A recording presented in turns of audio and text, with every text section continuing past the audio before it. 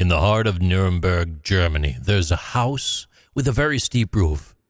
It has hand-cut beams, and it's watched the centuries just pass on by. It's been standing since about the early 1400s, long before the idea of Germany even existed. Inside, the rooms are narrow, but they once belonged to a man who filled them with lines, numbers, and a kind of beauty that became legendary and holds up till today. Albrecht Dürer.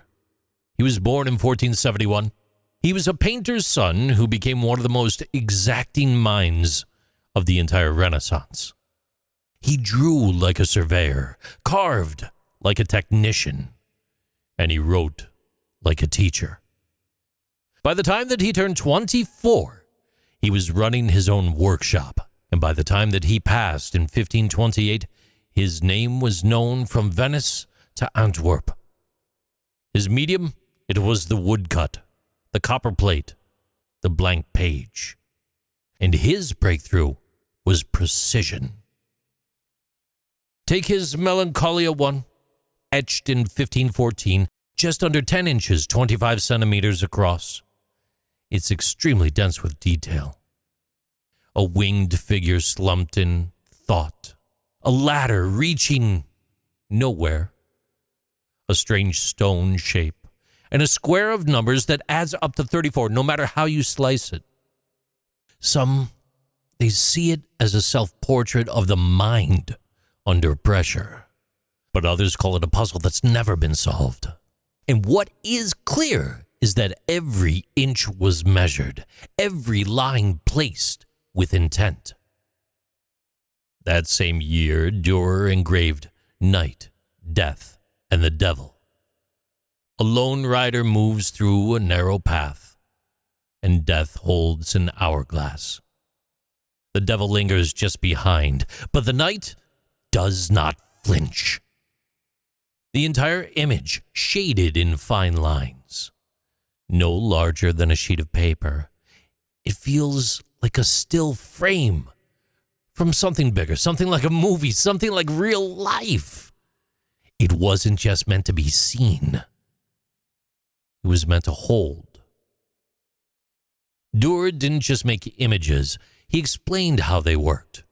In 1525, he published the Unterweisung der Messung, Instructions of Measurement. It was the first math manual printed in German. It showed how to draw with rulers and compasses, and how to divide space with logic, and how to shape human figures using ratios and arcs.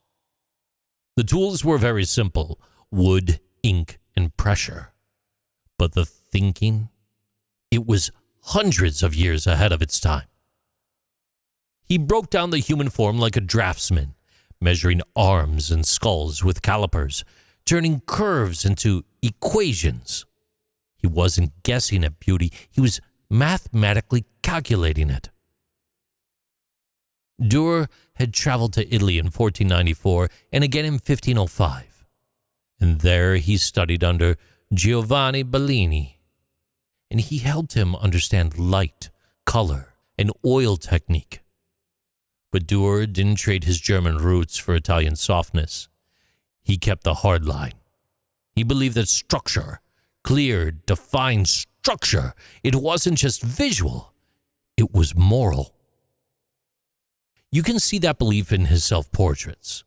At a time when artists were anonymous craftsmen, Dürer painted himself, front and center. Fur coat, curled hair, eyes locked forward.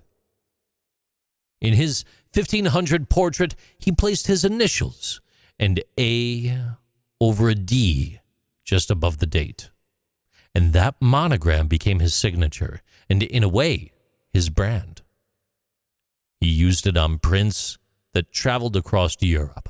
Long before photography and long before lithography, Dürer's images were duplicated by the thousands and sold in markets and courtyards and fairs. His Apocalypse series, 15 scenes cut from wood blocks, showed biblical chaos with startling motion and clarity. The Four Horsemen, carved in 1498, was only 15 inches or 38 centimeters wide, but packed with over 1,000 carved lines. This is not art. This is science. Each print was an act of translation, taking the chaos of an idea and turning it into lines that anyone could read. Today, his house still stands. 3 floors of carved staircases, exposed beams, pale stone. And inside, visitors can see replicas of his tools. Burins for engraving, wedges for cutting, rulers and dividers for plotting lines. One room showed how his prints were arranged into books, laid out, pressed, and then stitched by hand. And yet what is most striking is not the age of the wood or the weight of the presses. It's how mathematically and scientifically clean his work still looks, how modern it still feels. 500 years later, nothing looks rushed, nothing looks random. It is with intent and design. Dürer gave art a ruler. He gave drawing a system. He gave the modern world a reminder that seeing clearly is not just about looking, but about measuring what matters. These are Interesting Things with JC.